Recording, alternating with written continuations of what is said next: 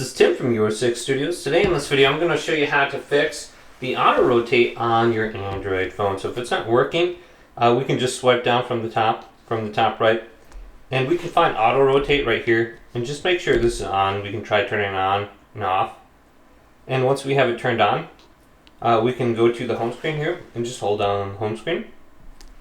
Go to settings right here.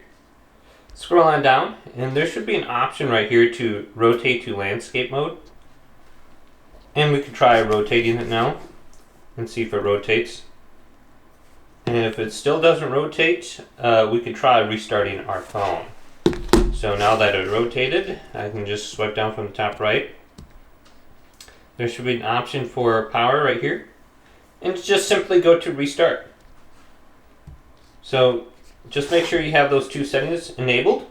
Restart your phone and you should be good to go. Hopefully this video did indeed help you out. If it did, leave it a big thumbs up and subscribe to my channel down below.